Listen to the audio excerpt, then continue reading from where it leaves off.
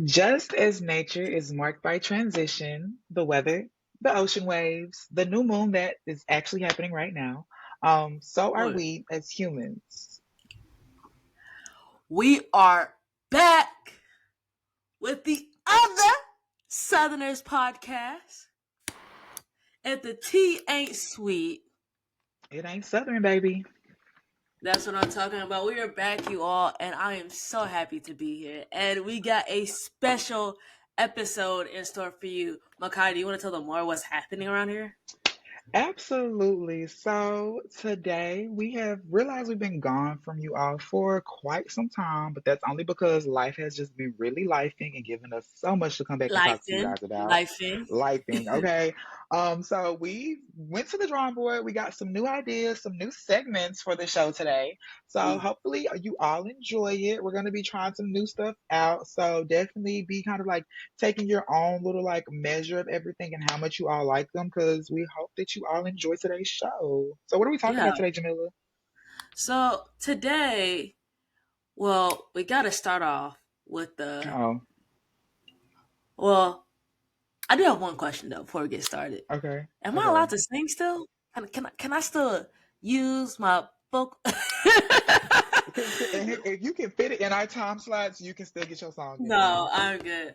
But this episode, we're just gonna talk about what it's like for me to be Southern Heat in the cold, and then what life has been like for you as the Dallas Diamond post grad. So, but first off, let's start with this new segment: shoulda, coulda, woulda. The things we should have done, we could have done, we would have done.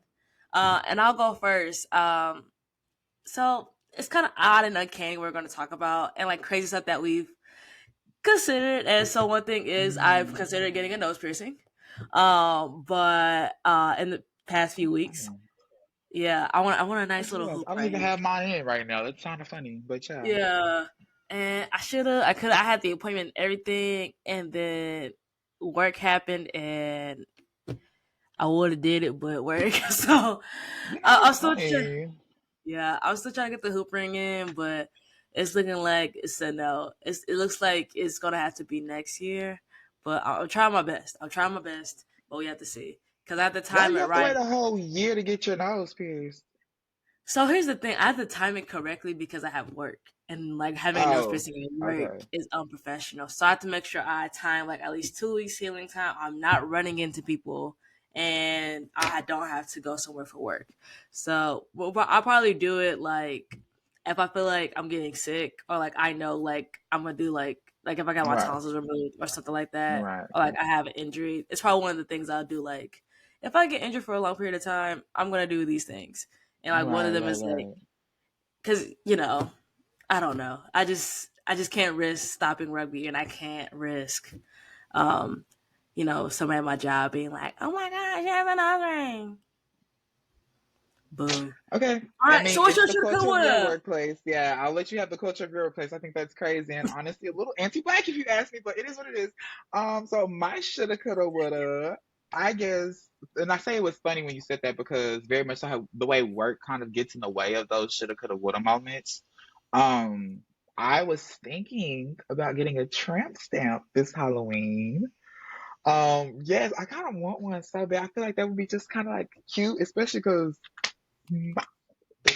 I mean, it's a shelf back there now, so I need a little decorations. But I was gonna do it because my friend Tiana was coming from Houston to celebrate another one of our friends' birthday.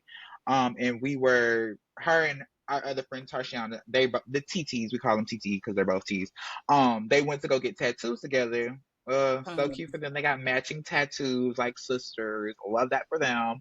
But I wasn't able to go get a tattoo because they went early while I was still at work, so I didn't get a Yeah, chance. But when the day comes, I might have a tramp stamp, so be looking good for it. I love how both of ours is like, yeah, we want more tattoos, we want more piercings, but is Work the got in the money way. making sense? Yeah. Work got no way. If I didn't have to pay fucking rent, so That part. all right. So speaking of which, ally or anti? So this segment, one of us will share something that we've read, witnessed since our last recording. We haven't recorded in like 2 months, so there's a lot of things we can talk about. So is it also an ally to our as other Southerners, or is an anti other Southerner. So when we talk about work, is it an ally or anti to us being other Southerners? Oh, work is definitely an ally for me being an other Southerner. Ooh. My team, like the department. Well, I can't even say department because literally, like the department is our team. Like it's only us. Like our team is small, but we're all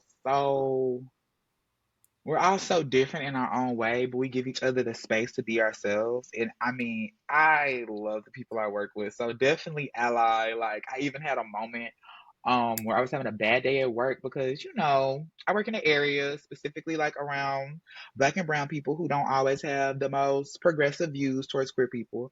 And I was walking on campus. I think I was just going to the cafeteria and let's just say Beyonce ain't got nothing on me because she might make stadiums go quiet, but baby, I can make whole conversations stop the second I walk in the room.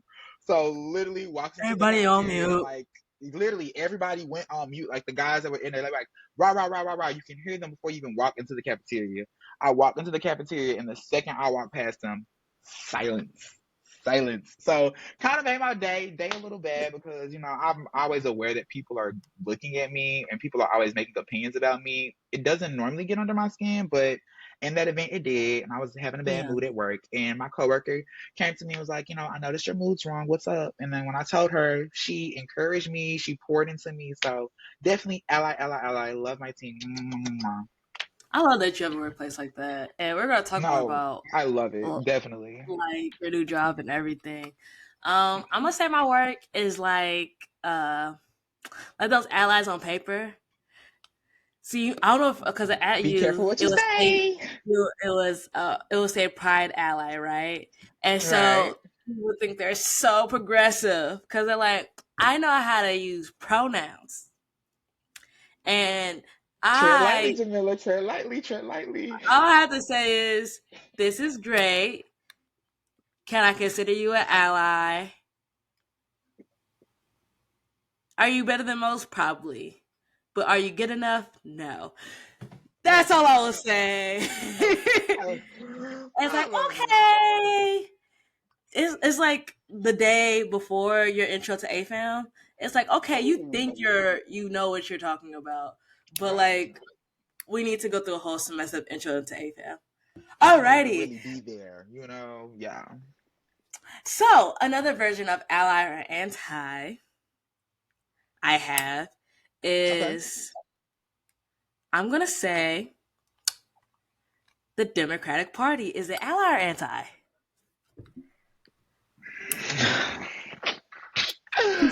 um, you trying to get me in trouble. Um, I would say political parties all the way around are more anti than we think they are, and I'll leave it at that. Yeah, I was just, yeah, I'll leave it at that. I will say they're also anti because how dare Yeah. you let one of your representatives get kicked out the House for speaking against Mm. genocide. So yeah, Oh, I'm gonna because call of the you thing that's anti going on. Right, right, right. with Israel and Palestine, and Mm-hmm, like, does Israel mm-hmm. have a right to like defend itself? Of course, but do you need to kill kids and bomb hospitals?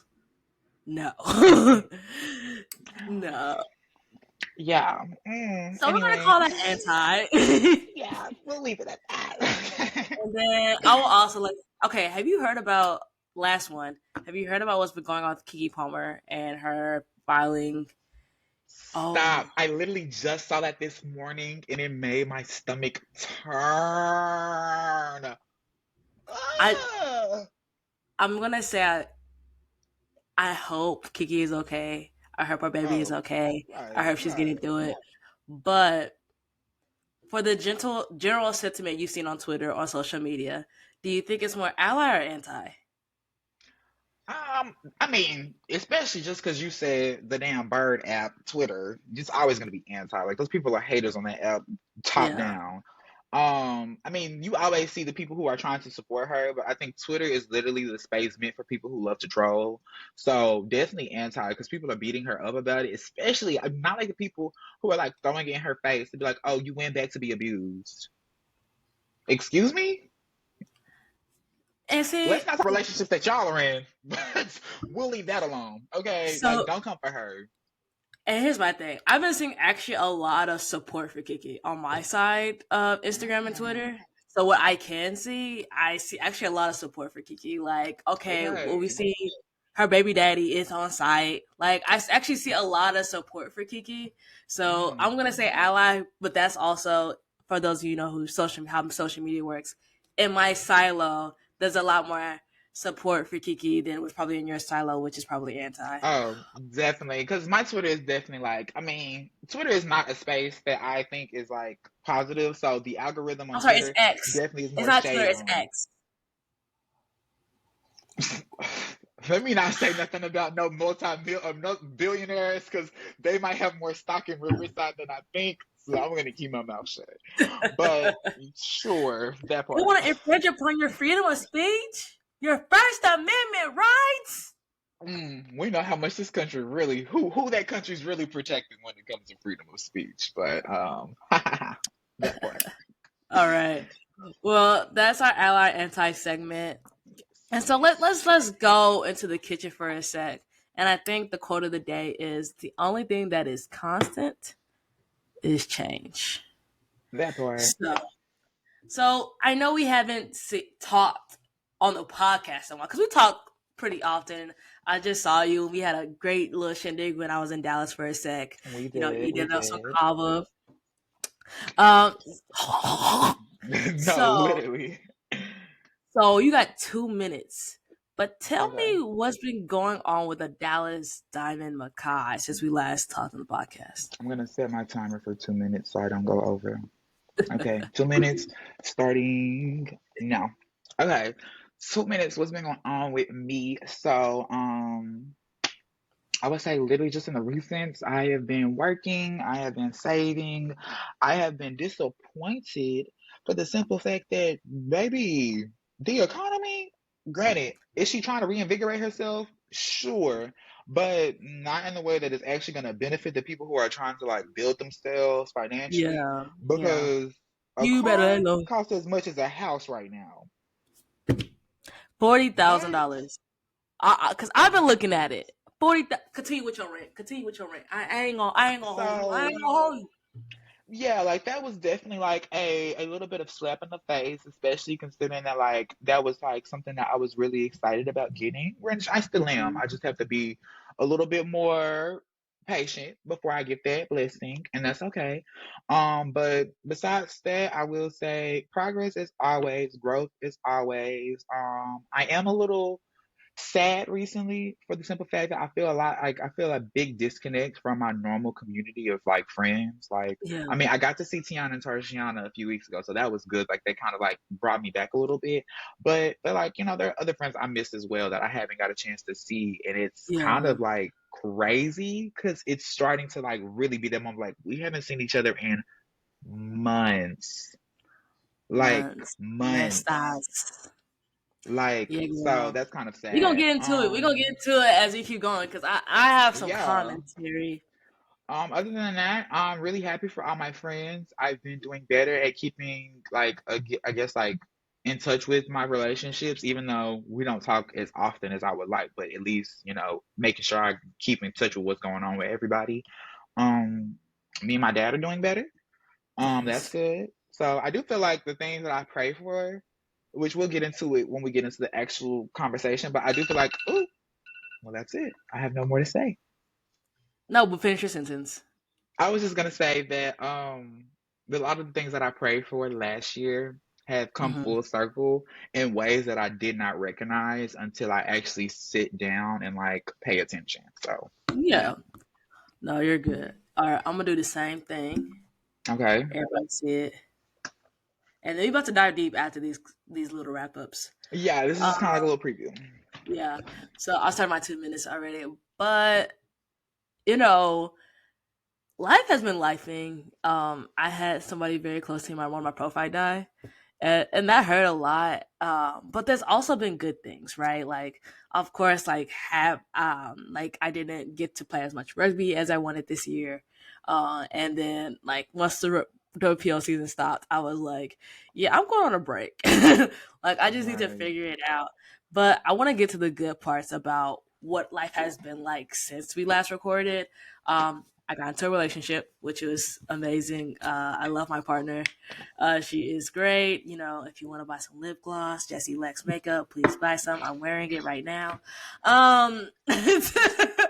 But also, I think another part of this is like really sitting around and like realizing like the amount of amazing friends I have. I think my summer or this year in general, I've had the opportunity to like see my friends and travel outside the country and just develop my friendships here in Chicago as well. But most of all, I think sometimes going back to the place where you started is actually a good idea. Recently, I went back to Oklahoma and I was like, let me go help out my college team and let me go practice with them. And you know, they're college kids playing rugby, so it's different. But without that, I would have never like. I felt so bad. I'm like, man, I'm a horrible rugby player. And then I went out there with them, and I'm like, I've been drinking, eating whatever I want, and I can keep up with those young kids. And then also be able to teach rugby at such a high level, and I don't really realize because I'm at the level so much is how high in rugby knowledge I've gotten. And so I think, although has it been painful since the last recording, yes, but it has been so much growth as well. So yeah, and look at that.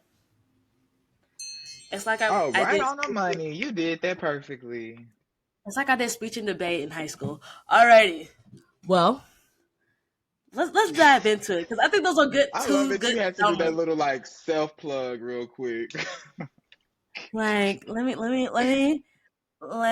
plug my girlfriend, please. So you Oh, I know, love that for you so much. Like, please go support Lexi, please. Oh wait, please go support. Yeah, it's did you say okay. her name on? Did you say her name on here, or was that okay? No, it's okay. You'll go with it. Sorry, But everyone. yes, You know now. You know. support Love Jessie her. Lex makeup at Jessie Lex. Um, Please do. you'll find it if you watch my story. You know I've been putting makeup up there, and y'all know damn well I don't wear makeup, so go buy Right, it. because there's a lot of things that you said you would never do, and yet here we are doing them. So, with that said, we are in Yeah.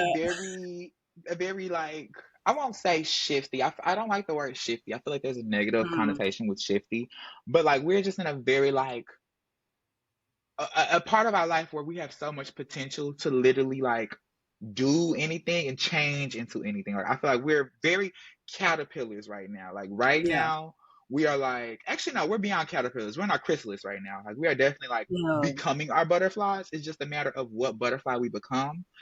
So with that said, we've obviously gone through a lot of transitions so far, Yeah. which this is just the beginning. But with what we've experienced so far, what would you say have been the most defining transitions in our life? So just like at our 20s right now. You know, first off, if you want a song about being in your 20s, 20 somethings by SZA is yeah, it's like my Everybody 20s not says that. that. It works. Like I listen to it every year on my birthday, and I'm just like, yeah, because I got friends getting married, I got friends having kids, and I'm just over here trying to figure out how in the hell y'all think I'll be able to afford a house in 5 years. That's honest. Um, and so I think so. There's two major transition periods for me. Within my recent like 20s, I think 2020, the pandemic, um, I just wasn't happy with life, and I decided I'm gonna chase this rugby dream. And because rugby literally has saved my life a few times, so I'm like, okay, like we're gonna shoot for this rugby dream. And in 2020, that's when I really started and said, let's go for it. Right. And then moving to Chicago has been, I just spent now I've been here for over a year, and I told myself in less than a year I'm here, I'm gonna get an apartment. I'm gonna live alone. And let me tell you how it's a constant learning and changing of self. And so I think I have two transition periods, which is 2020, and I'm at home just trying to find a reason to get up. And then there's Right. moving to Chicago and like living in Chicago and like figuring it out in Chicago. And I'm still here. I plan to be here for a while. And so that's what I would consider my transition periods currently. Interesting. I think at least now I'm starting to break out of it only because I'm starting to live life outside of it. But I Yeah. do think that school has marked so much of my transition periods in life. Especially because I've always been a very like goal oriented student. Hmm. Like it was very much so like elementary. I knew elementary was elementary, and like going into sixth grade was a different beast. Like going into middle school was like a different, like, oh, you're like a preteen now, like whatever, whatever. And then going from middle school, definitely going into high school, I would say was a major transition period for me, just because I don't know what happened, but somewhere in eighth grade going into ninth, I decided that I was tired of being the bully person. Yeah. So I quite literally that summer, I don't know what I decided or how I decided it made it happen, but I literally like in a way became the bully. Like I kind of like switched roles, yeah, and went into a new high school. I went to a new high school, and basically like started with a clean slate because nobody there knew me. So I was almost able to kind of like rebrand myself in a Hmm. new way, and it definitely. I mean, I'm not as proud of the things that I said and the way that I treated people in high school, but Yeah. I think it was all important for me to kind of like learn a little bit about myself, and then the transition that was going from high school into college, which was quite the transition because it was such a new environment and I didn't have the support that I was so used to having. I was in literally a new environment for the fact that like I had like after conversing with people in college, I realized I had such a privilege that I did not know what it meant to have like majority white students or majority white teachers. Like Yeah. having all the white teachers that I had was a first time in college, and having all these white students around me was for a first time in college. So definitely transition there. And I think right now the biggest transition that I've experienced is the transition out of college and out of like Yeah. being a student. So that's Let's that. talk But about your. yeah. I want to talk about your graduation for like. I want to talk about that for a second, but I will also say a lot of people in college, like who are black students, will say, "Oh yeah, Mhm. the first time I ever had a black teacher is this time," and I was like, "The first time I ever had a white teacher was in seventh grade," and he were That like, part. "Whoa," and I was like, "Yeah."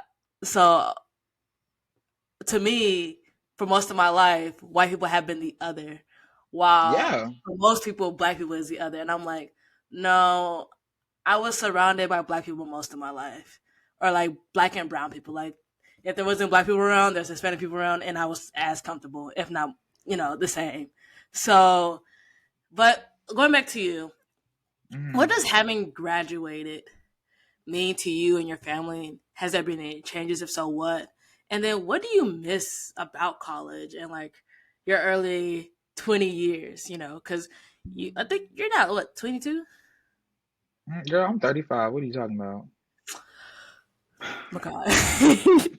But like, here's another thing, y'all. For I'm you, 23. Just for clarification, I'm okay, you're 23. 23. But here's the thing, for those of you who don't know, Makai is younger than me, and Makai has 2 degrees, and I barely have one. And so you got your Shut degrees up. pretty.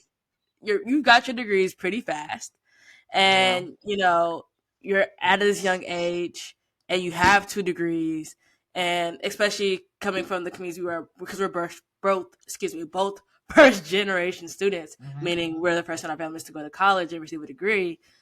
Like, what has? Because I feel like that changes things. Like, you look differently. Because I know when I graduated, I was looked at differently. So, can you talk more about that, especially that transition for you? Mm, I think definitely graduating to me feels more of like just a goal, a long term goal that's finally accomplished. Looking Yeah. back over it, was it as was it as I guess like intense as I thought it was gonna be? Definitely not. It was definitely more than what I thought college was gonna be. Can you hear my dad in the background right now? Yeah, I can. It's okay. Yeah, sorry everyone if you're hearing that. He's kind of a loud talker. Now you see where I get it from. Hold on really quick. So to me, it definitely means like a long-term accomplishment that like I have been like wanting for myself from childhood. For my family, honestly, they don't listen to this podcast anyway, so I feel free to say this. I feel like it's honestly built some type of resentment against me. Mm. Um, just Let's because talk I've about that more. always, yeah, like I've always been I guess a child that challenges things, like challenges authority or challenges like the status quo. I mean, as you can imagine. Um, so I think especially now that I have a backing of education and like I've done like my own knowledge seeking. And now I know what is to be true in Yeah. terms of like what is actually like available information that anyone can get access to. Yeah. Um, and I'm comfortable enough to let them know where they fall short in thinking that they understand things that are them just kind of like continuing in their ignorance and everything. I think that Yeah. it definitely has built resentment because I've had a lot of those like, oh, you think you smart, oh, you think you this because you got a degree. It's like one, maybe I've always been all that. The degree didn't change anything. It just added a paper to the name. Let's start there. One. Yeah. Two, yes, I do think I know what I'm talking about because I know that I know what I'm talking about because I've done research over what I'm talking about. And for the things that I might not have specifically had research interest and did the work of researching in depth in college, it's nothing to read an article. It's nothing to go search it. It's nothing to go make sure that what you read is correct. But literally, we read titles or we read little catch things off of Yahoo News and YouTube Or the and shade room, Instagram in the shade room which is and not a take it at reliable face source. value like it's a fact. So then when you have someone like me who is very comfortable letting you know, no, that shit did not happen or no, that's not at all true. Now it's like, oh, you think you better or oh, you do. Sounds like somebody's just a little insecure, but that has nothing to do with me. But it has created some type of like it has taken a need for me to be more cautious in how I communicate things because I Yeah. notice that people think that I'm coming from a place of like big headedness, and it's never that. It's just I want to hold people accountable if they're going to be sharing incorrect information because that's dangerous. No, I totally agree, and I think like I was talking to my family, and this will be like the first this year will be like the first time I've been home for the holidays in a long Mm, time. And mm, like all the family be there, like so all my uncles and my aunts will be together and that'll like be seeing like fun. member of my family. Because I didn't really get to spend that time with them because when I graduated.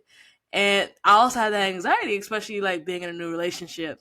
And what's funny enough is like we had a podcast about bringing somebody's coming to dinner, and now here I am, and my partner is white, and I'm like, whoo! And I'm gonna sit here and like listen to my uncle talk about the white devil. And so now I'm like, I know I'm one of So the few funny. people in my family who went to PWI. And my family sort of kind of knows that I was doing all this activist stuff, right? But now I'm in Chicago and like they know bits and pieces about my life. But now I gotta sit here. I gotta eat dinner, share drink with you, I had to listen to you share all your opinions from Trump to Biden to everything. And you know, my family ain't shy. They not Right, shy and they not mute. So they gonna be like, so Jamila, you got that degree. How you feel about it? Or right, I see what you've been posting. Who that lady you been posting about that you real close with? And I'm just sitting here like, am I ashamed? No, but you know when you grow up in that culture for a long time, it's like okay, like how do I hold you accountable, but right. also make sure I'm not overly critiquing you. So I'm glad you brought that up because that's most definitely how I feel. But It is, yeah. another question I have for you because you mentioned it in a bit is like Hmm. getting an education, especially as a first gen student, and it changed how people see you. So, how has this year been for you, post graduation? Because personally, I know because we're friends and we talk about it a lot, and I Right, won't speak on you. right. But I feel like you one thing I love about my friends is like when my friends are unemployed, they are so patient. And I'm like, hey, like you need anything? They know, like I'm good. Like I had this one friend and she lost her job Mhm. and she was getting offers and she would decline them and would be like, I don't want that job. Or like somebody getting a lot of no's and they're just like, you know, it's okay. I'm gonna just do what to just invest more into what I do know I have, the small business I have, or the small brand I have. And I commend my friends on it because y'all know me. A bill will not go unpaid in this house. If I gotta go work on a pole, a bill will be paid. But I will commend my friends because Yes, sis. they yes, you all know I will be slaving for Amazon before I let a light go out in this house. But I commend my friends for being able to be like, I got the savings. I'm with my parents. They can cover these things. I'm going to wait for the right opportunity to come that I know I want. Right. And so, you Yeah, being one of those friends, how did you do that? Like, because I feel like at times you were frustrated, right? And at definitely. times you're like, man, like I just can't catch a break here, or and like especially with your identity, um, like it's nothing that you can hide about because you are you regardless. You talked about it a little bit earlier, but you found a Right. job that takes you for you, supports you in everything you are, and I feel like you work something that you care about. That's I know is also so close to your heart because I know you see yourself in It those is. kids you work with. So Absolutely. tell the listeners how you got to this point because as a witness to it and a witness to many of my friends, I applaud you because I know Mm. it's like you sat through a storm. You know, when I was a kid, my grandmother used to say, or my and old people in my family used to say, "It's a storm outside. Just sit down and wait for the Lord." And I think you did a good job for that.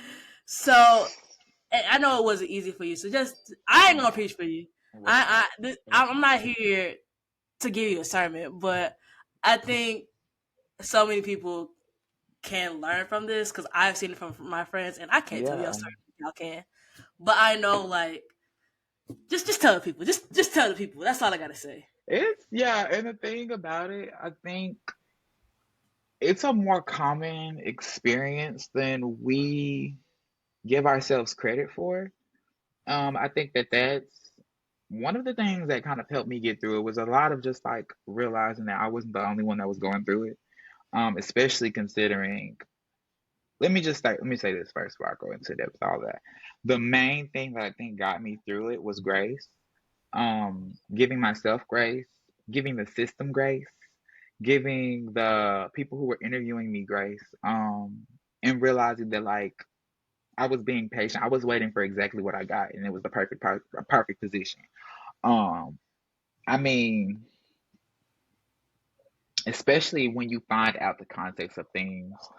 Um, and the thing is, I appreciate that even knowing the context because the universe, God has no obligation to open our eyes to the context of things, only just to actually get us there and show us the blessing that is ours. But I think during that time, I was so for context for people who don't know, and I wouldn't imagine most of the people listening would know because I was not really sharing too much of this with most people. And you're not on Um, social media either. yeah, I've pretty much gotten off of all social medias besides TikTok. TikTok still has me in the choke, but that's just that. Um, but I would say I was unemployed for probably 9 months. Yeah, 9 months. I was Yeah. unemployed for 9 months, which is most of the year. So I just recently got a job now, so I'm kind of still getting a little comfortable with everything. But thankfully, everyone's like so excited about us working here, so it's been a great time. But looking for a job for 9 months after experiencing a pandemic as a student and graduating a little bit after it definitely was tough because the economy was not the best. So a lot of Yeah. jobs were not actually being posted or being offered. And the jobs that were being offered were looking for people with experience, which was kind of a shutout for people who were in a situation like me, who quite literally during the times of our juniors and senior years that was meant for us to start building our experience portfolio, we were locked in the house because of the pandemic. So I wasn't able to really, meet the requirements of a lot of jobs that I wanted to get at that time when I was unemployed. So it was me applying for a lot of jobs that were a little bit under my I You were guess overqualified for. overqualified. Thank you. That's the word, exactly word. Applying for a lot of jobs I was overqualified for, and that takes a different type of hit to your self esteem when you know you're applying for jobs you're overqualified for and you're still not getting them. Yeah. Especially being, me, I can get on an interview and I can smile and shine and, say everything that I need to say You because got that I'm charisma, unemployed. that And yeah, I have riz. charisma. Definitely, baby. I got the sauce, baby. Ain't no juice. I got that sauce. Um, but Ooh. yeah, it was hard because I would literally get out of the interviews or finish interviews with people and be like, well, hopefully everything went well, and them tell me like this is the best interview I've ever had, or this is the best interview, I've ever been in. Like, thank you. I enjoyed speaking with you. Just to get that email a couple of days later being like, we apologize, we are not able to extend you the offer for this position. Like, and to see that time and time and time and time again, I wasn't even gonna keep the email because that would have just been a different type of like trauma to just hold on to it. But I can tell you, I revised and restructured my resume, I think over 30 times Hmm. during that 9 months. I wrote, I want to say over 20 cover letters for different jobs. Yeah, I hate like cover letters. literally I my hate it. job I during hate it. that 9 months of being unemployed was working on doing the work to get employed, like writing the resumes, writing the covers. I would spend all day writing like two or three cover letters so I could apply to these positions on the Applying same for a day to job give is a myself a better part-time job chance.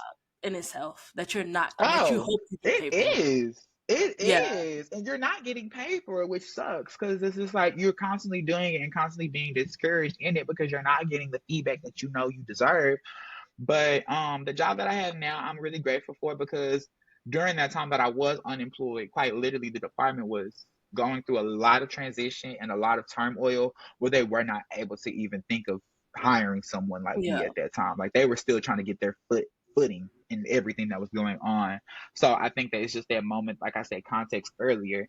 Like the field was being prepared for me when I Hmm. was when I was like in the mud, basically. Like when I was in the mud trying to figure out everything, like everything was being prepared for me. Like it was all being set up. Basically, they were put in a position where they realized they were needing someone for a position that had not been there for a long time. So I came in for an interview. I was the first interview that they had for the position. And I did my reads. I spread that sauce all over their interview. And then before I even made it to the car after the interview, I was getting the call from who was my supervisor now, to call me and let me know that she was offering me the position. She was like, but I remember the last thing I said to them after the interview was, good luck on the rest of the interviews, but not too much luck because I really want this job. And they all laughed at that. And of course, like when I come back up there, they're like, you were right. We wanted the luck, but we don't need any luck for any of the other interviews because we love you so much. So, please, if you're willing to accept the position, we would love to have you. One second, really quickly. I'm sorry. So yeah, as I was saying, it was just it was a good experience because they literally called me back up and was like, "We want to offer you the job."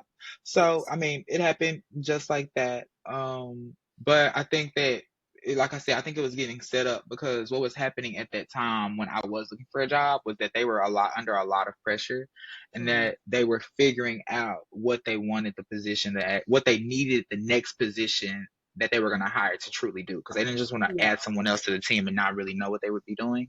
So it just so happened that I got the perfect opportunity and it was the perfect timing. So I think that that's really what got me through the most of what was happening during that time of me being unemployed and kind of like waiting for something good to happen was just having the grace and also having believing in the words of the angels that surrounded me. And I say that in terms of like my friends were pouring into me and letting me know that like it is not a reflection of your inability to perform in the job. Yeah. It is not a reflection of your your lack of, I guess, I don't even know. It's just I wasn't in lack basically. Like, and I feel like during that time, especially with having such high expectations of what life would be like after graduation, I think that I Yeah, needed to definitely practice like understanding that everything was going to happen when it was supposed to happen and how it was supposed to happen.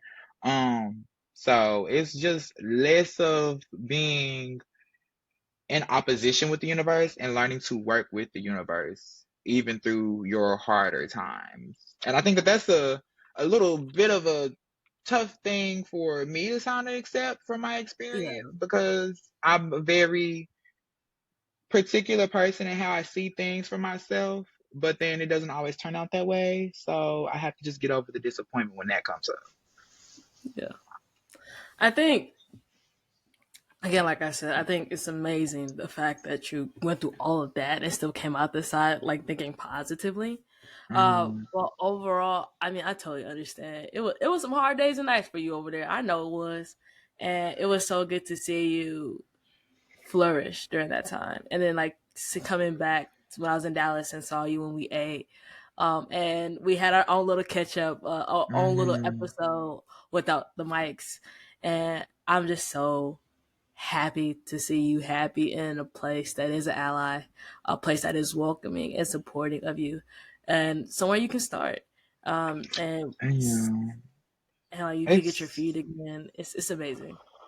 It is, it is. So it's the beginning because it definitely is just the beginning of a long career ahead of me, but I'm gonna figure it out and that's gonna be fine. But I really was pulling inspiration because I was really wanting to match the energy that I saw all my friends on because it's Yeah, literally like all my friends are getting in their big girl jobs and doing their things. You were literally holding and being responsible for these like super expensive accounts that you were over and you were like, you really doing life in Chicago, like, and doing it by yourself. So, especially during your time of your year, what would you say, like, got you through your, like, bouts of loneliness? And, like, because we, like you say, our little moment in Chicago, our moment to see each other in Dallas was short, but it was yeah. definitely well needed because it had been so long from us seeing each other. And I remember you were, like you said, you were going through a tough time with, everything that happened.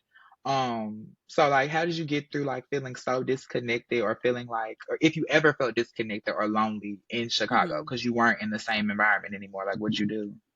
Yeah, I think one thing is like what it seems like on the outside, like now having somebody who I talk to every day about all things that are going on in my life is very Mm-hmm. interesting because she's like, Mm-hmm. you look like you're well put together, and she's like, I don't think you give yourself enough credit because you're more put together than most people, and I'm like, yeah, but like the house is burning and I have to live in it and find a way to put out the fire while I'm living in it. You know, and I think a lot of people see like all these successes I have, and I'm like, you have no idea what I did to get there. And that's also kind of why, like, I feel like I'm very humble. When people are like, oh, you ain't did nothing, everything was given to you. I'm like, you are so fucking wrong. I put my heart and soul into what I have, you know? Right, right. Um, and so, especially last year, so give everybody context. I used to go to school in Oklahoma, and then I decided to move from Oklahoma to Chicago to pursue rep dreams, and I still work. I still travel to Texas for my job, where I do manage large accounts. Uh, I'll stop there on the work part because I still need my job, Sensitive y'all. information. Right, yeah, right, right, right. Sensitive information, I still need my job. That part. But one thing about all of this is like, I was talking to one of my coaches in the past few weeks, and she's like, hey, Tags, you've done a really good job. We tell you what we need, and then you do it, and you like just keep trying to work harder. We could tell you're hungry to do more. But she was like, hey, like, how often do you travel? And so I was like telling her all my travel, and she's like, what level of points are you at for all that travel? And I'm like, I have this, and this privilege. And she's like, yeah, you do. Yeah, you do. Cause And you be so traveling for real. I'm traveling. I'm traveling again next week, and I was traveling last week, and I was gone for almost a month, and I was traveling back and forth. So even when I'm away from my home, I be gone. And then with rugby on top, so I'm Right. traveling almost once a month for work, if not more, if something happens. In January, Mm-hmm. I'm traveling twice a month. Then I'm also traveling for rugby, and then traveling to see my friends. So I'm on the road a lot, and I think people are like, "Oh my god, that sounds so fun." Bro, I can't tell you how much I desire to be right here at my desk for so much. And I think some people say it's a privilege. I think it is like a great opportunity because I get to travel, I get to see the world and things of that nature. But I think also like don't take for granted what you have. Um, because like yes, I travel a lot, but like that also means like when I go to Houston, it's not like I'm about to go to Houston and see my family. Like I went to Houston, I stayed with my family for once, and I'm like, why did I stay with you all? Like if I can't see you all, I have to rush back out to Chicago to be there for rugby, and so Mm, like these moments where I do get to see my friends for like 30 minutes at a time. It's like, okay, I got 30 minutes to eat lunch and sit down, let's talk and like try to right, catch right, up and I can't. And like I'm just like, all right, gotta go.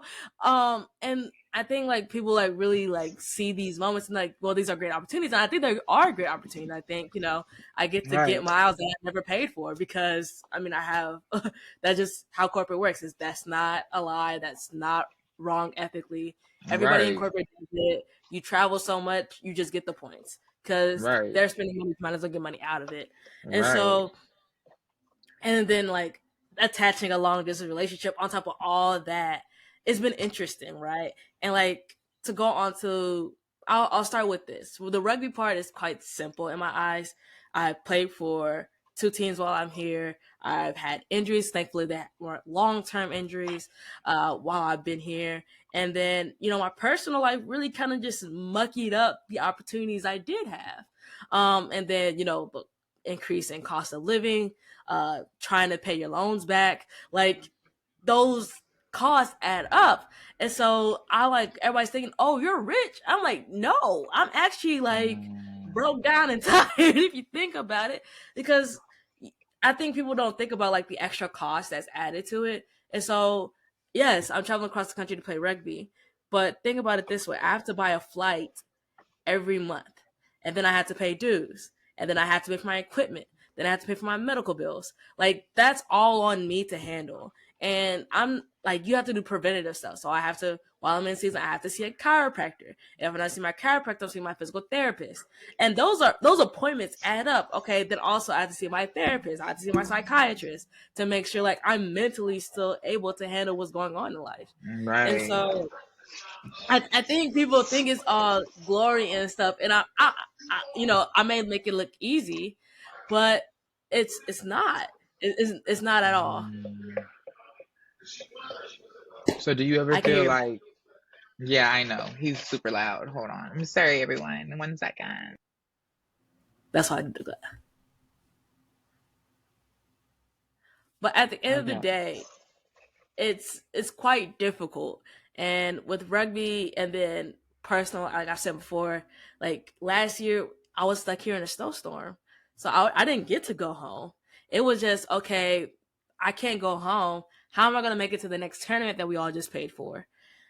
And so we had to drive from Chicago to Austin, Texas. And like people are like, hey, once I get off a plane I have to go to practice, so I'm like literally ripping off my suit like I'm Clark Kent and then putting on rugby shorts and cleats, or like I have to buy new cleats every year because I'm running in cleats, or like during the summer we have 4 practices a week. So like now I see my teammates 4 days a week, and then we're playing on the weekend, we're traveling somewhere on the weekend.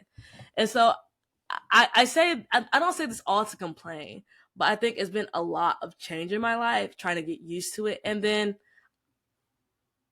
trying to have a career, trying to be to grow personally, and then dealing with illness. I had COVID this year, and that knocked me out, and like trying to get my health together.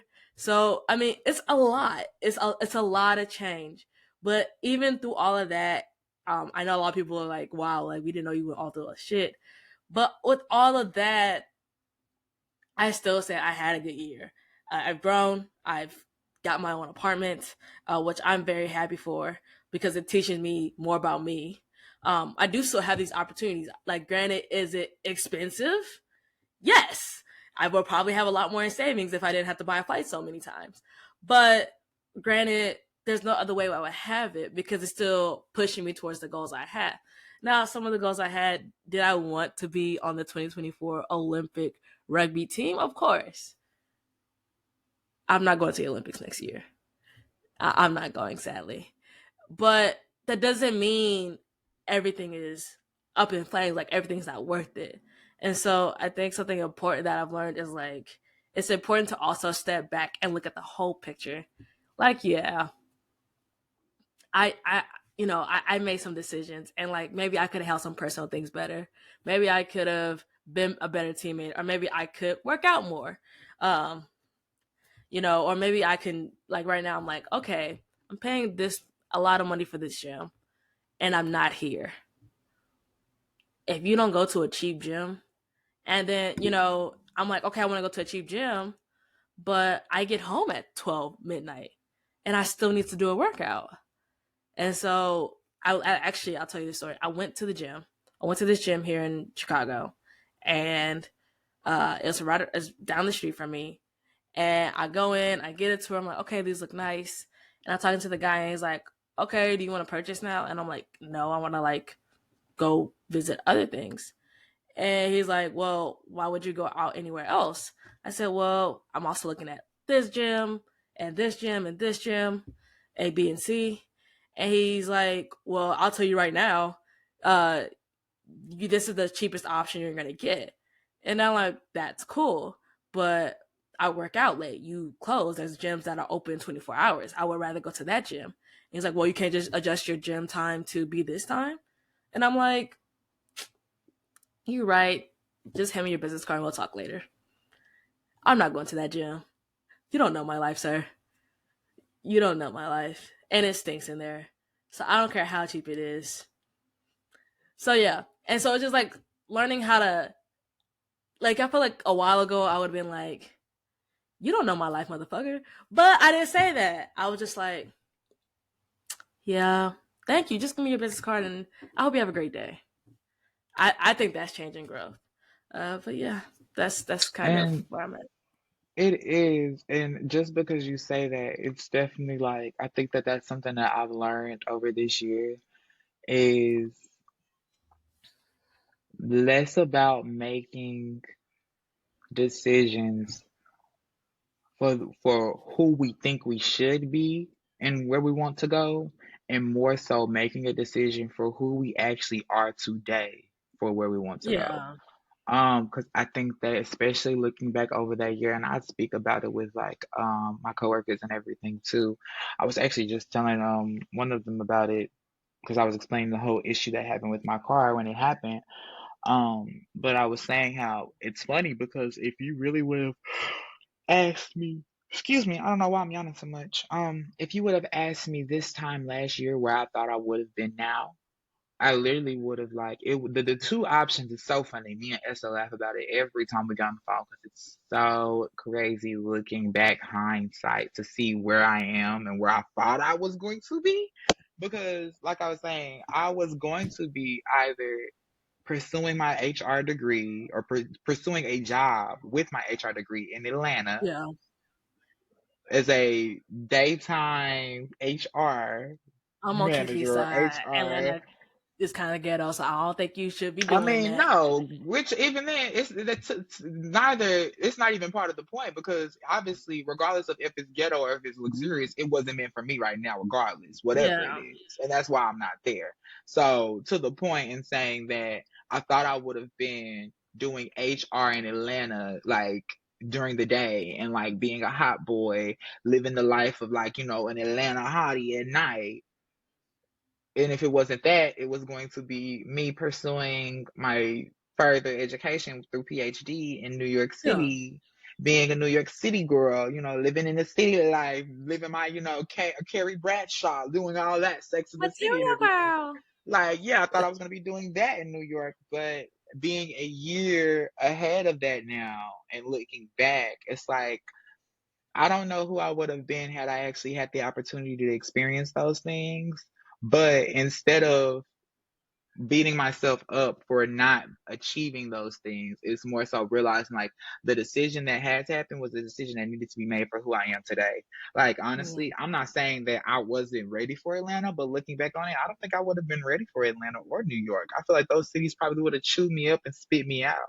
And it's not to say that I couldn't find my groundings anywhere, because I do believe I could adjust. But in terms of what would be comfortable for me, I feel like this is exactly what I need to do, and this is exactly where I need to be growing in the way that is going to be able for me to be where I want to be in the future. And I say that to you, I say all that in that moment because I hear you when you say, oh, I'm not going to be in the Olympics 2024. I feel you, baby. I'm not going to be in the graduating class for my PhD in 2026 like I was hoping. Yeah. But that doesn't mean that you can't be in the Olympics. That doesn't mean that I'm not going to be Dr. Yeah. Hemphill. That just I means agree. that the track is a little different. The path is a little bit more twisted than we thought, but it's still the best path for us. Because Yeah, had you I been in totally the agree Olympics with right you. now, you probably could have been in the Olympics right now, Jamila. But would you have, on some Rumpelstiltskin deal with the devil, would you have rather preferred to be in the Olympics right now over not ever meeting Lexi again or never having that connection? Or would you be I, okay with the fact that you can still be in the Olympics and still be able to experience the relationship you're in now? I'll say this, and I say this all the time to Lexi. Actually, is like, has shit hit the fan?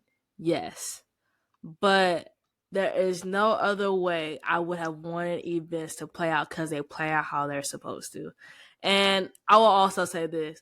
I'm really chilling right now going to France because they got bed bug issues. And you know what? I don't care. I Don't love bring this them back to country, the States. but Don't bring them back don't to the States. don't bring it. Don't hug me. Don't touch me. Because we don't need that over here. I, Mm-mm. mm-mm. But I will say, going back to the main subject, and the kind of questions I want to ask you is like, the best advice I got or was told is like, hey, sit still, be calm, be in the moment. Things will work out how they're supposed to. Yeah. And I think you said it earlier, being having grace with yourself, but also the people around you. There is Mm-mm. some like I think I'm continually being taught have some grace, be patient, just be patient. And I think that worked out the best because, like, even when I think about it, you know, a year ago, I was like, oh, yeah, I was going to have a hot girl summer. Ain't happened. Ain't happened. I was, I was booed up, cuffed down, making dinner, breakfast, and lunch. So, That part. No, that part. what is the best advice you got for someone that prepared you for the transition you've experienced this past year? I would probably say, honestly, he probably has no clue the impact he had on my life, but I really do adore Professor Story. So if he's never gonna probably listen to this podcast, because I doubt I this is his said, cup of you tea. you be surprised. I was walking around OU the other day, and I was like, hat on, shades on, had on all the OU gear. So I'm like, nobody Yeah, gonna be able to clock me. One of my old professors clocked me. Was like, Jamila. I was I like, love damn. that. I know I won't get the luxury of blending in considering I'm 6'4". Like that's definitely gonna always be something that fucks me up. Yeah. And I mean, this stays, honey. I mean, she shines like the sun. Yes. Anyway, the best advice I would I say reached back I've out. Tell him gotten, that. huh? Reach back out. Tell him that. I think that's something you want to Oh, tell I have. people. I've been in contact with him. Yeah, I've been emailing him and everything. So that's definitely squared away. Yeah. We've been in touch, so that's good. But I say I don't think he's gonna listen to this podcast just because I really don't think this is something he would enjoy. Yeah. But it's just because he's a different age group. He's a different man. He might. I mean, he always surprises me. All in all, the advice was from him. That's why I bring him up. And it was when I was very excited about the idea of joining the lucrative business of HR in a, luxurious city like Atlanta. And he would always tell me like, of course, never to discourage me, but basically in that moment, like, don't get ahead of yourself. Like, you Yeah. literally, first of all, like, you are so young, so that's one. But then literally, like, don't get Yeah. ahead of yourself in the sense of like, you want to actually get your foot in. Like, you don't want to just jump into a director position just because it's available. Like, Yeah. you want to actually, like, even though it's not as lucrative, but you want to be a generalist. Like, you Yeah. want to see everything that's available before you start specifying exactly where you think you want to be, because that's when you end up doing something that you don't like. And then you're stuck because now that you've gotten comfortable and now that you started to like live the lifestyle that comes with that, you want to be able to maintain it. So let's pause for dramatic effect. Thank you for that. Um, so yeah, it was that. Basically just kind of like don't get ahead of yourself. Like enjoy the process of being young. Enjoy the process of figuring it out, because literally, like these moments of us figuring it out and having the joy of knowing that we can literally go any route is like that's never gonna be able to be replaced. And I Yeah. think that that is something that I was not willing to accept for so long, because like I said, I've been a very like goal in mind, like where I want to be kind of person. So hearing that wasn't necessarily what I wanted to hear, but it was definitely Yeah. something that I needed to hear looking back, because now I understand like even the job I'm doing now, do I feel like I'm overqualified for it? Not in every sense of the word, because there are some things that I am doing in my position that still like challenge Yeah. me. But in terms of like what I thought I would have been doing and what I feel like I am qualified for on paper, I do feel like I am overqualified for it. But I Yeah. am doing what he says. Like I'm not getting ahead of myself. I'm enjoying the process of figuring it out. I'm enjoying the process of being able to see so much about higher academia where I am, to really like ask myself like what's the next step for me, so when I move in that direction I can move 100% 10 toes down knowing that it's what Mhm. I want to do. So I think that's the Yeah. best advice, because we're young, and like we say, transitions can happen so much, things can change, things have changed so much for us already in just this year alone. Yeah. So just being okay with change and being okay to be ready, being preparing to pivot. Yeah, I totally agree with that. And I know your dad just come in the video and pat you on the back, but I think I'll say that was a good thing because I think, I mean, I can't hug you, I can't give you a high five right now, and I know our listeners can't, but I think you was given a word and it was deserved. It was deserved. I hope that was a positive pat on the back, but if it is, I think it was well deserved because you was preaching to the choir. And For the people who aren't viewing the podcast, in the middle of my little tangent I was just on, my dad randomly walked into the room to pat me on my shoulder. He does that quite often. I don't respond to it because it happens often enough. So it's funny at this point. yeah, but I totally agree with you overall, especially on everything. And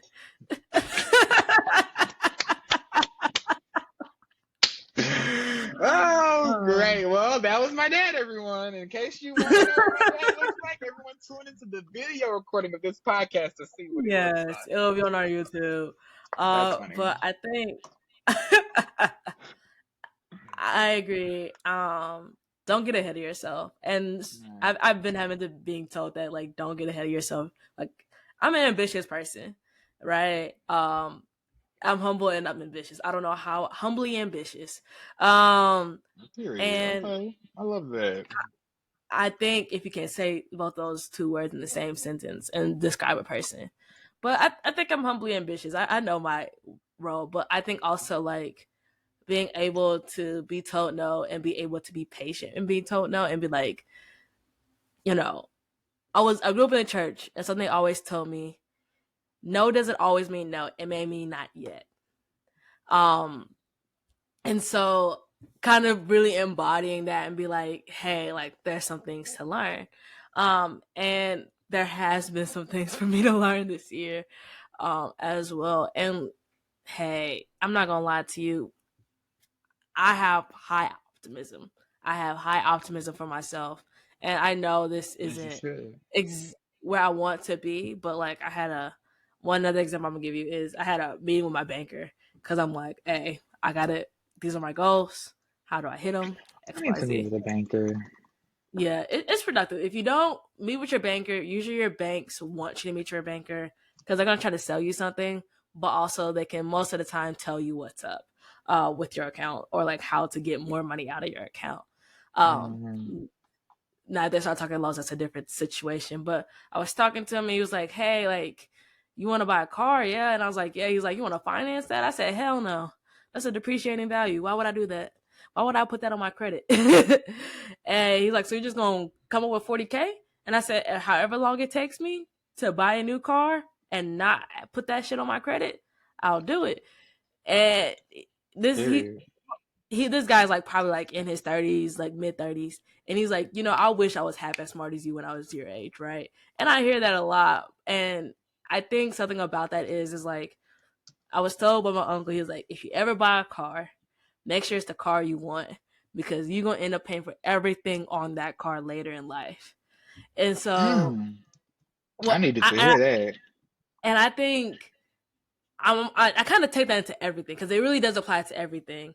Mm-hmm. Even when it comes to relationships or whatever the case is. It's like, if it ain't what you want, you don't like it, you're kind of like, I don't know if I want it. Don't get it.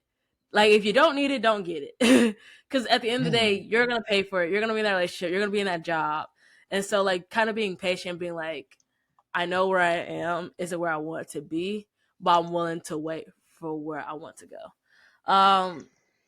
So I have a few more questions, but the last two questions I have is, you know, we're talking real, like, hey, this worked out in the end, thankfully, Right. Thank right? God. Amen.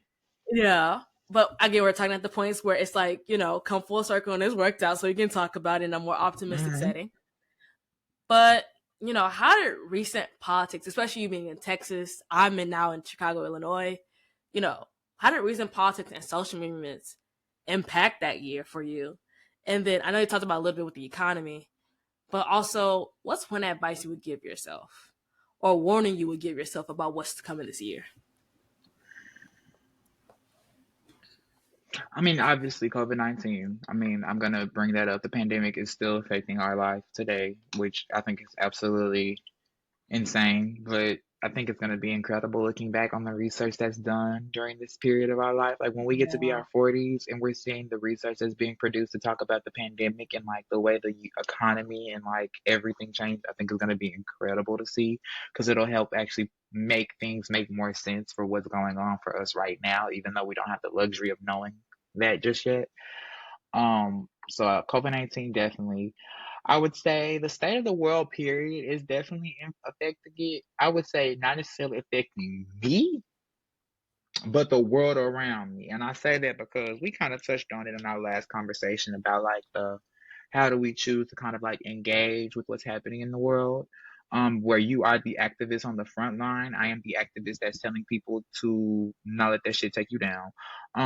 Because as much as I do see the state of the world and I recognize that everyone is very much so in like a feeling of chaos and like a feeling of apocalypse almost in a sense. Um, I think that the advice, with that said, the advice that I would give myself is to continue to be more focused on your personal peace than trying to save the world. Because I'm yeah, sorry, if God wanted me to be Superman, He would have gave me the appropriate superpowers to do that shit. And I'm not Martin Luther King. I don't know what he had going up his sleeve or Malcolm X, like the civil rights. Like for what I believe the state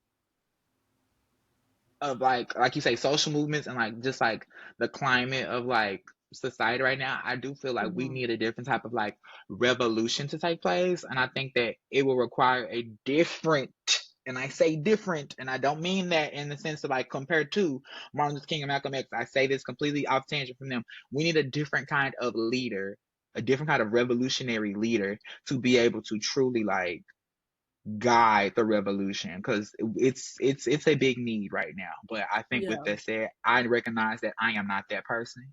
I don't want to be that person, so I'm not going to beat myself up anymore for not doing the things that that person would be doing. So being on the front yeah, line, being trying to lay my body down on the line for it, I applaud the people who do it. But for my peace and for my life, that's not me. And that's my advice. And mhm, this my advice is staying in my lane and being absolutely okay. Because guess what? The girls in the HOVs, y'all might be going fast. Y'all are doing great work in the HOV lane. Honey, I am okay with being on the freeway. I'm okay with being on the freeway in the fast lane. That's all uh, good for me. So that's me. What about you? What's your advice? And what with everything going on, especially being in a different area like Chicago? I feel like Chicago is a uh, little bit more charged politically. So like, yeah, how is everything going on with that up there for you? And what would be your advice you I tell am. yourself? I live less than 5 minute walk to a drag bar. Mm. Okay, and I was born and raised in Texas. I went to school in Oklahoma. Um, my partner and I both went to OU, and it's so crazy. Texas sucks. Don't talk to me about football right now. I'm crying tears. But UT, I mean, uh, as a football team, the actual institution is actually really good. They have a really good AFM program. I can't express, and it almost brings me to tears, how different it is to hold my partner's hand in Oklahoma versus where I'm holding my partner's hand in Chicago. Like the amount of anxiety and peace and sense of mind. So, also for context, I'm in an Which of which interracial. though? Clarify for me. Yeah, I was about to say Yeah, I know that, but clarify when you say peace and yeah. like a feeling of unsafety. Which state and which state is which? From going to starting dating in Oklahoma, to being in Chicago, going on dates, hanging out with friends. I can't tell you the amount of relief I feel being in Chicago compared to Oklahoma. That's what I It's thought. That's what I thought. it's crazy. Like I had teammates who are also queer, or lesbian identifying, are raise the rainbow flag. I don't want to assume Let on your people, but colors they raised shine, the honey. rainbow flag. Absolutely. Right, right, They right. raised that rainbow flag, and they came to Oklahoma, and I was like, "Hey, just know this ain't the place to be for that," you know. And not to say Mm, like, "Hey, don't do that," but I know one of them were right. married. They were married to each other, and I'm just like, "Hey, just so you know." Be careful. Just know, like, don't stand too long in a dark corner. You know what I mean? And here, Yeah. it's not even. I don't even feel awkward about it. I don't get stared at. People just walk by. Nobody's like breaking their neck to look at what's Right. going on. Ugh. And Ugh. so I think you can feel that in your relationship. You can feel the anxiety of that. And then one time I got pulled over in Oklahoma in the car. They thought I was drunk, and I was like, "Y'all, please give me a break." Um, and so being in Chicago compared to Oklahoma, especially knowing that I did activism in Oklahoma compared to now, I used to do the leading and all that fun jazz. Hmm. I don't do that no more. I think right now my job is to rejuvenate and re-energize people and like reinstill in them that there is hope. Like I still get text messages from people in Oklahoma like, man, like they're doing me bad, they don't care about these kids, XYZ. And I'm like, Right, all right, right. you I know, I understand. Hmm. Good thing about Oklahoma, it don't change that much. Time may change, but Oklahoma does not. There are still Mm. people there who care. You just gotta find them. And sometimes And you just hold gonna have to on have to people them. who care and just I gotta sit and talk. Just sit and talk and be Mm. like, look, these hunkies, they get on my nerves. They don't care about these kids. They ignore what I'm saying. And you gotta sit and talk to somebody who been doing it for 50 years and they be like, well, son, welcome to the club. Here's our care package to you. Here's what you're doing when you go in there Monday morning. So they don't burn you out. And to go from being the front and being like, actually, I'm done with everything, to now being like, okay, I can educate, right? I can educate those around me. Yes. Hmm. I, Hmm. and then also, like, to the people who are on the front lines who get tired or those leaders, I can be like, look, hey, girl, I know you want to take a nap. Take your nap. Take your nap. Here's some cornbread for that. Here's some fried chicken and some cornbread. But tomorrow morning, don't get that ass back up and you about to go back into that picket line, right? and Because there's people that and do that, right? and I think if that's my Fannie Lou Hamer that I'm gonna be to that Martin Luther King, I'm okay with that. I don't have to be on the front lines. I would rather be a strategist. I would rather be a strategist. I would rather be trying to reinvigorate, rethink. Let's figure out the plan type of person. I'm not the. I don't need to be the one saying the speech, right? Talk What I about want to do, growth, bro. Talk about growth. I would never think I would hear you say no mess like this. Not mess. This is not mess. This is incredible. I'm yeah, glad to hear you saying it. But like, yeah, this is crazy coming out of your mouth. Like you said earlier, knowing you was the activist on campus. yeah, and like Chicago is such a hotbed for it, right? There's so Right. much history here, and I Right. think I've done myself actually a disservice of not getting more involved. But I'm also like, where I can, I will, and when I can, I will. Like if I can do it, I will do it.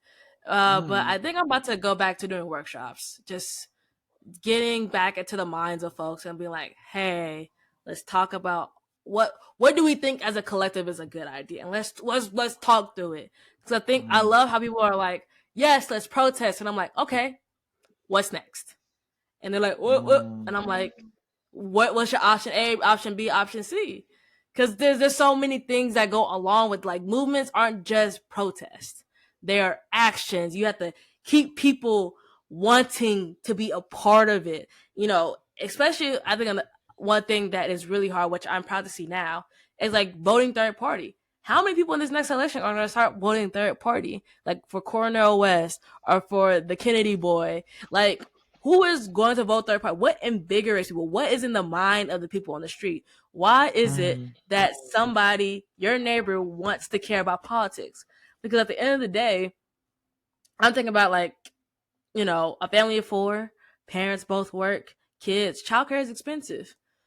So you can barely afford childcare, so you're working a long time, but then you want to meet with the school board, but you can't because the school board meetings are from 9 to 5, and that's when you work, and you can't miss work, you know. So I think about like coming around strategies for that, right, and putting the people in places like, you know what, I'll be at my office from 6 to 10. You can bring your babies in the office. We got some snacks for them. They can sit with the secretary, and we can talk about what your kids need in school. I think that's like where like those small adjustments that we can make every day, that's what I want to do as a teacher, is be like, all right, y'all, like let's help decide who's going to be a board member, or hey, let's make it mandatory that you can't be fired for going to vote, or hey, let's try to get the day you vote as a holiday. Like if you can just show proof that, hey, I went to go vote, you don't have to tell me who you voted for. That's still illegal. Hey, I went to vote from this time to this time. Compute into how much it takes me to get back to this job. You cannot fire me, right? Or even better, that is paid time off for some people. I think that is something I would love to see, and like pushing people and looking at that larger strategy overall. That's where I think my place is. And I think the best advice I got was starting saying how old I am out loud. I am 24.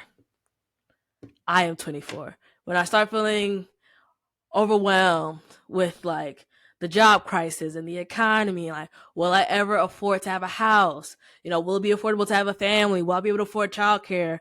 Will I ever travel? Do. I am 24.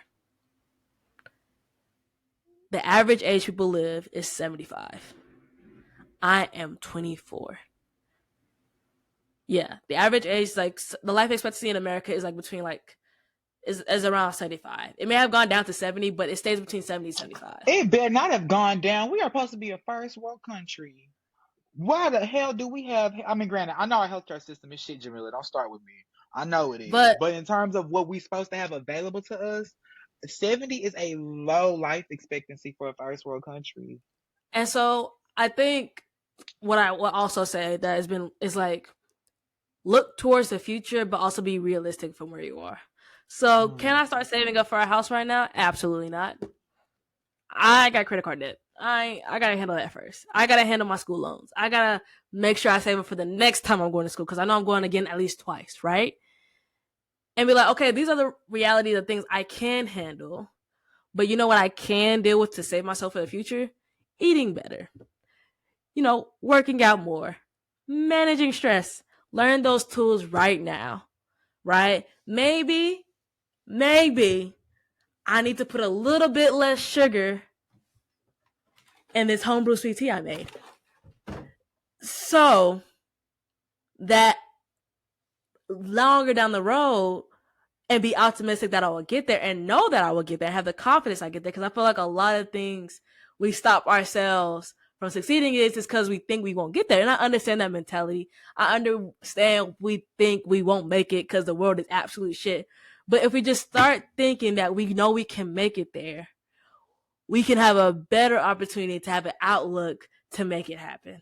All you gotta do is start thinking you're gonna make it to 75, right? I think a lot of us are depressed, right?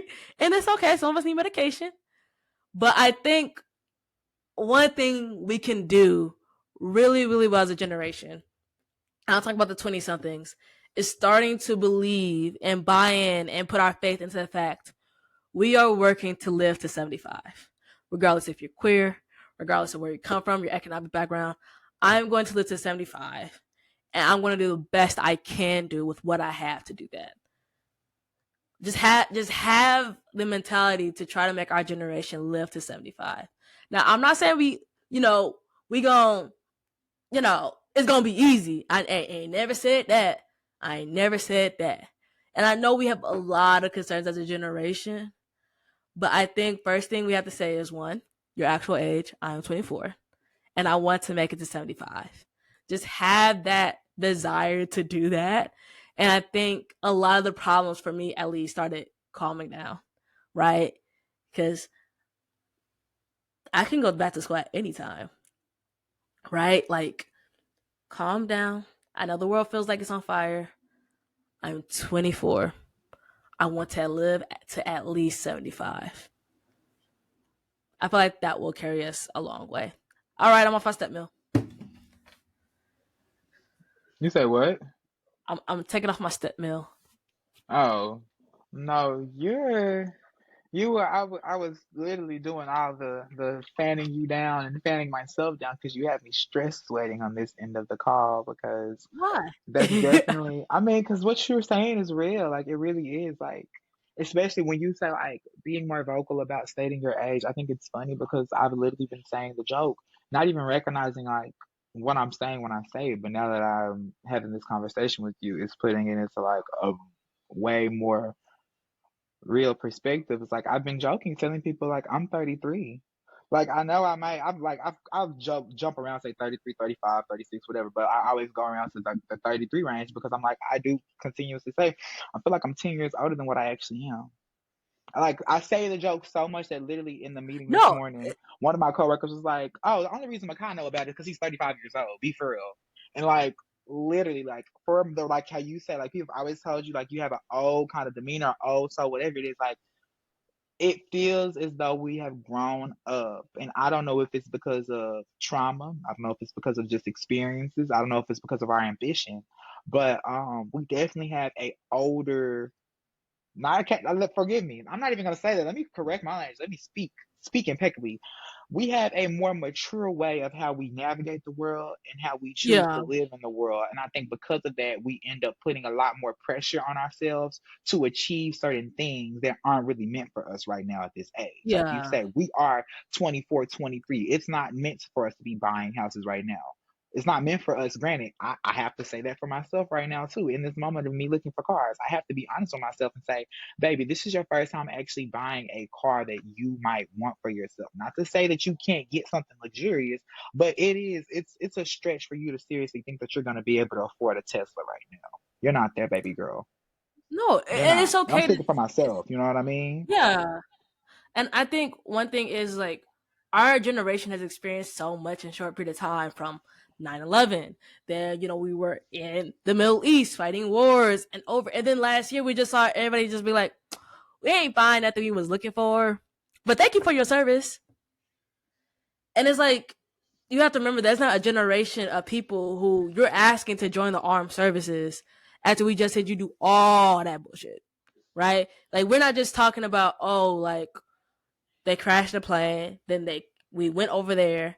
We also see like the effects, because we're a more knowledgeable generation, right? So we also see the Yes. effects of like Well, xenophobia. we So are we're a generation that has more access to information. yeah, We are not more eh, knowledgeable because some of us are ignorant as hell out here. yeah. And so I was listening to NPR and New York Times, and so one thing that most people are saying about Joe Biden is right now is like for the younger generations, he's not going to have our vote because of what's going on with Israel and Palestine. And I'm like, yeah. And so like, you know, when you look at what young people care about across the aisle, it's like, yes, we believe climate change is real. We feel it, right? We also know that hey, we all of us are kind of like, can we stop fighting in wars? Let's stop doing that. Surprisingly, people are like, let's pay more taxes so we can have social security, right? But also being able to say, we here are the problems that we have. We've seen you try uh to battle crack cocaine by cracking down in laws. But we also know in reality what works better is actual legislation and more social services, right? A lot more young people are like, we should have more social services, right? Or like Right, right, believing right. in trusting in unions to fight for people. And so I think a, we do a good job as a generation thinking about so much. And I understand why. Because we know we've seen the 2008 financial crisis and the housing crisis, and we see the cost of everything. And it's, like you said earlier, hard for us to get a job after graduation and going through the pandemic and having all these experiences before you're 25, before you're 30, you will be tired too.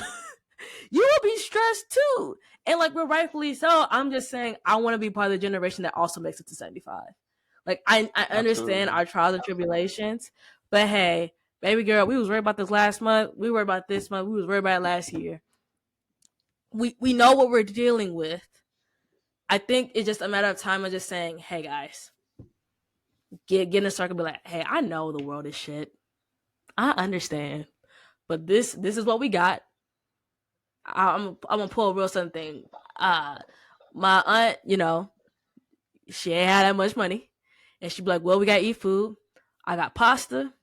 I got a grain. I got a meat. I got a vegetable. And if you want dessert, I got something sweet. And we got water. That's enough to And make a that's a meal every blessing. day of the That's a week. blessing because that's more than what a lot of people still end up having. So it's like, So, amen. so if you got pasta, if it's spaghetti, and you got pork chops and broccoli, Baby, I don't give a damn if you thought you wanted lobster and caviar. You eat them pork all you chops need and is that some spaghetti. seasoning and some butter, and you got something going on, You better and enjoy something it hot. because you could be It's hungry. because you. And I'm not saying we should want that for everybody, but I think the boomers are kind of right. We need to get some grit about ourselves and being able to say, "You gave us shit, and we made a masterpiece. Now give us what we Baby. want."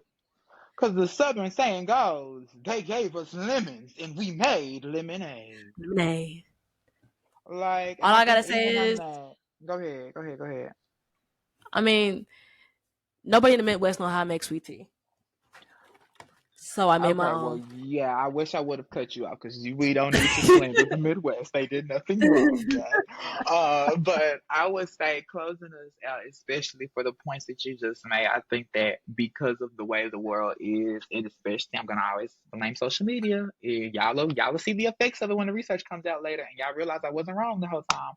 But I think especially with social media and like you say, like the access to the information that we have and the state of the world and how everyone feels like it really is like crumbling around us, I think that a lot of us end up for the fact of feeling like we're not going to make it to that age or feeling like we're gonna end life's gonna end short for us. I think a lot of us end up having this moment of settling early in life. I think, we get to a certain point, especially, and I think it's sad to say we get to a certain point and we're only so early in the points to be made. But like we see it in our circles and our peers and our friend groups that like some of us are making those decisions that are more long term that don't necessarily which I'm not here to say how people should live their life at all. So let's not make it seem like I'm coming from there. But in that moment, at least like accepting things knowing that we aren't happy for the simple fact of just wanting it now and not having the aspiration of us getting old. And I think that that's why it's so important what you're saying and like believing that we will be the generation, though we have been the generation that has seen the 9/11, that has seen the swine flu and COVID-19 and the economic recession and collapse that was what 2008 I think. Like 2008. And y'all yeah, built like up the we've banks. lived through all of this. Yes, like we have seen all of this, but as much as we have lived through it, we will also be the generation that will live to 75. So it's like there's no moment, there's no need for us to truly rush to get these things, to get these material belongings, or even achieve these certain like goals in life that early. Like it, like you say, it's so much time for us. But I think that we young in this society, specifically a Western society, we get caught up in wanting to get things now and look like everybody else, that we end up settling for things that aren't true to us or true to who we'll actually end up being in the future, because we just want to, I guess, be in our prime years having it all. But And I think that's a perfect segue to close out this episode, because I think we can start on that in the next episode. Is just talking okay, about what is our prime years, and then also, you know, what really is our prime. Because there's also this expectation of like, you graduate college, you get married, you buy a house, and you have kids, and then you retire. And I'm like, there's so much more to life than that, and we'll talk about it later. But I want to tell you how like I had that moment, and then I just had an epiphany. Because right mm, now I'm looking at 2 careers or 3 careers, honestly, right? And it's right, like 3 careers simultaneously happening right now that I'm going to, which makes me so exhausted. But also like being able to look at things and being able to like, I wake up in the morning. Do I look forward to work? Yeah, because I look forward to my check. But I also look forward to the opportunity that enables me with my check to do things that feed my soul. So right. I think we're going to talk about what it means to settle, what we should do about settling. The only What thing that does needs to settling settle is look like money. for us as queer people? Like, because when I think of settling, it's not the same way that my homegirls think of settling. Like, as much as I love them, my Yeah. homegirl settling is ending up with a nigga that don't actually like fulfill all their needs, which is great for them. Yes. Settling for me as a queer person does not look like that. It looks like, I mean, we'll talk about that in the next episode because I don't want to give them I too think we much, gotta do talk I? about it more because I think it even differs on like your gender identity and who you date It when it comes to the does. queer It community. does. So you know what? If you want to hear us talk more about this topic, y'all got to come back and listen. You gotta But come before back. we Yeah. go, you got to come back. You got to come back. It's not goodbye. It's see you later. But I want to know what's your longest goodbye this week. And so we're also going to keep the longest goodbye. Yes. We kept the kitchen, and I'm not singing as much anymore. But for those of you new listeners, or listeners who haven't been here in a while, which is most of you, the longest goodbye is, you go to the shindig, you see your friends, and then you're like, all right now, I'm about to leave. 5 minutes go away. All right now, you finally pick up your keys, you hugged everybody. You 10 minutes in, you finally walked out the door. All right now, I'm gonna see y'all later. I'll see y'all next week. You finally get in your car. It's 15 minutes later. All right, now, sure, I'll see you later. Boy, you walk out the door, somebody runs to you, give you your kids because you forgot them almost. Oh my gosh, starts a whole different conversation. 45 minutes later, you might start your car. All right, now, I gotta get home. The kids getting sleepy. The kids getting sleepy now. 5 minutes later, you give another hug and be like, girl, it was so good to see you. Another 30 minutes pass, and then you finally driving off. Just driving outside. All right, now I see y'all. I see you. I see you at church next week. I'll send you the recipe. Just call me. Call me now. Literally. Send me that Facebook message. Send me that post. Send me that 7-Up recipe. But I'm pretty sure the people in the north know nothing about that because it's too cold for them to have as much conversations outside. But The fact anyway, that the crime rate goes down in Chicago during the winter, it's that tells you crazy. how cold it is outside. That's so funny. Um, Oh, so with so, that, I'm thinking though, what's your longest goodbye? all right. So the longest goodbye cannot be, I changed as a person. Um, I know. Whatever, Jamila. That's why I'm letting you go first. Boo.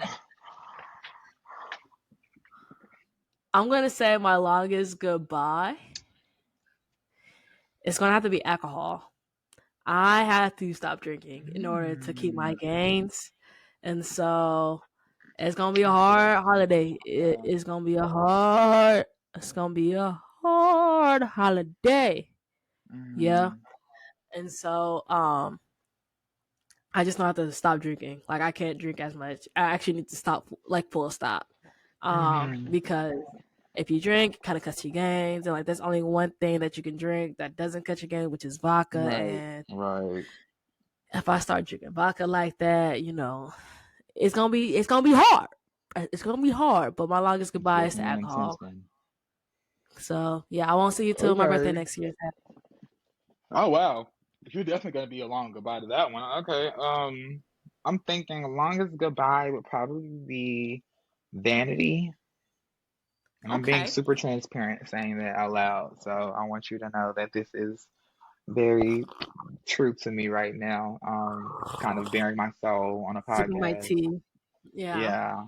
But I would say vanity for the fact that I think especially after this year of being home, um, after the experience of being in Oklahoma and kind of like associating a lot of my worth to how I look. Yeah. Because I mean, which that'll have to be a different conversation to talk about body dysmorphia as queer people. But I think that I was able to understand a lot more about my body dysmorphia when I was in college.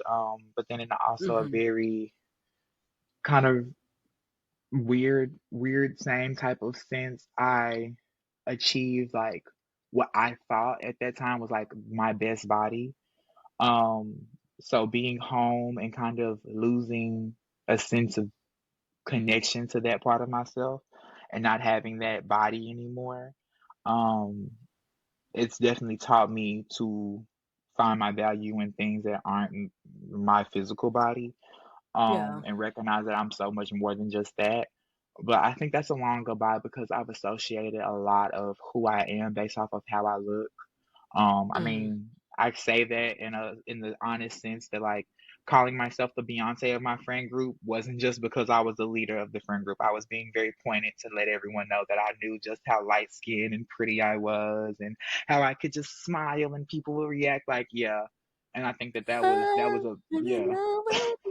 That was a different time for me, yeah. And I think that I'm Yeah. growing because I'm letting that go and I realized that that's not a good way to go about life thinking that you are worth based off of what you look like. And Yeah. like I say, longest goodbye because it's tough. It's tough, especially No, I when you agree. still I'm want to struggling with look it a right certain now. way, and you're Yeah. not there, and you know that you could have a different type of experience through life if you look a certain way, but not letting that be your motivation to wanting to look different. I will say this, and I think we got to Hmm. talk about it. I think we got to do a podcast on it. I totally agree with you. I'm going through it right now. I'm in my off Hmm. season body, and the off season body is not body yada how I think I should look in my Right. head. Right. And it's gotten to a point where I don't want to get certain tattoo placements because I know I have like more fat than I usually do. And so, yeah, we'll talk about it. But also, we're gonna have to talk about the fact that we both grew up bigger kids, and so Yes. when you did slim down, Yes. everybody and their mama had something to say, and I think that's gonna And be a the podcast. things they say about your old body is honestly very ugly. Like, Like, bitch, I that know was I was still me. fat, but dang, y'all do not have to go so hard. Like, that's what y'all was thinking about me when I was a kid. I would hate to get big as an adult and see what you say about me. It's bad, and like we got, we'll talk about that's another podcast. That's another podcast. That's But another podcast. Yeah. I think okay before we leave, tell me about this Okay. tank top. You got to stay around to figure out when we talk about that. So you got to stay listening. You gotta stay listening to hear about vanity. But tell me about why we're wearing these tank tops. Because we don't call them wife beater anymore. We call them tank top because we do not condone domestic violence on this podcast That ever part.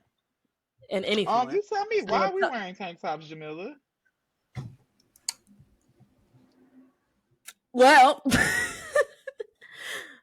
um, Is it because um What are you usually the going with tank this? top is used to be the basis of yourself and your wardrobe. Um, Okay. that's what I think it is. I know we But talked about this last night, but I yeah, don't I'm like, remember I what know, we because literally, I know we did. That's why I asked you, 'cause I'm like, I honestly forgot. because the thing was supposed to be athletic wear, and you're like, oh, let's wear something like muscle tight when it used to be in and everything, and then we were like, well, I don't have a muscle tight shirt.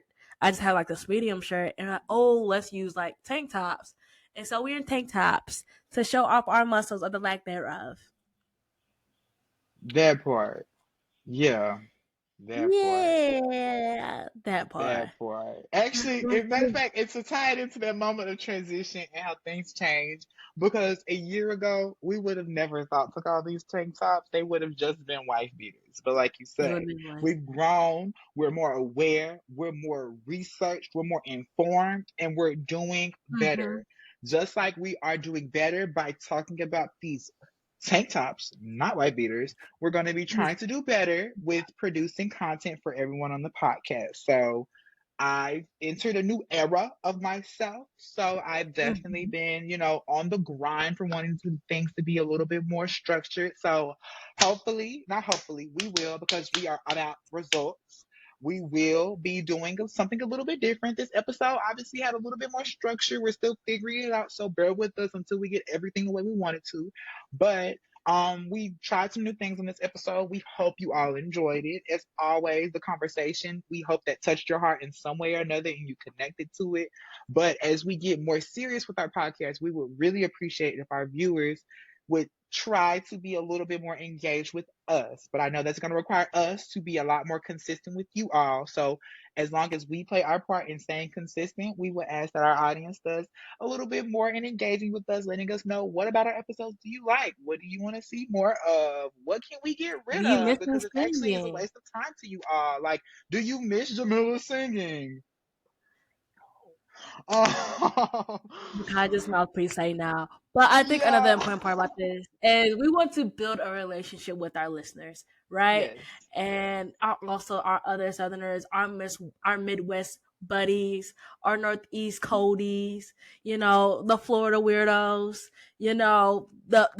the Central America, Central of America, and then Central of America, and South America, North Both of America, them, or all of like them. Yep. the West, the Calis, the mountains, you know, our international friends that have All of them. passports. All of All them. y'all, all y'all. We want to hear from you. This is a relationship. Like I tell my accounts, people on my accounts, this is a relationship we're trying to develop, and so I will give into you, and you will give back to me, hopefully, and I help you if you help me. So tell us That what you like. part. Tell us what you don't like. If you don't like me to advertise my girlfriend's makeup, too bad. But anything else will be taken into great consideration. So thank you all for listening. We appreciate your time. Thank you all for still listening to us through our inconsistencies. We hope you have enjoyed the podcast. If we said something that was incorrect or like, hey, that's actually a slur now, please let us know. We do not. As we always say, we are improving with time. Our views may change. So please let us know. We don't want to cause anybody true offense unless We you're an don't. offender. Then And that it part, is we your really business. don't care. Yeah. But And I'm I gonna tell think you we right missed now. it in the beginning, Jamila, so we have to do it in the closing. I'm going to tell you. Okay. We didn't do our introduction, so we'll have to let them know Yes, we who did. we are. You didn't say nothing about you being your name. We just got straight into it. I said the Southern Heat, didn't I? It's okay. We can do it Oh, again. Well, well, this is the Southerners podcast. I am your co-host Jamal Reed, otherwise known as Southern Heat, hailing from Houston, Texas, but now living in the bitter cold Chicago with my co-host. the 6'4" with the amazing personality of your stereotypical big tit blonde bimbo, the Dallas Diamond. But you can call me Double D from here on out. Well, just know if the T is not sweet. If you ain't Baby. do, if you ain't, when you drink that tea, tell them Double D. It ain't Southern. Okay. Thank you all so much for listening. Thank you all for sticking through with us. I'm glad we were able to give you all an episode. Tell your neighbor, tell your friend, tell your enemy, tell your lover, tell your hater, tell the devil, tell an angel, tell the Lord. Listen to the other Southerners podcast on Spotify or on YouTube. Talk to us. We talk back. That's a quote from Sister to Kill, but I like it back. So thank you all for listening. Have an amazing month, and I can't wait to talk to you again. We'll see you next time. See you Bye. next time, love. Mwah.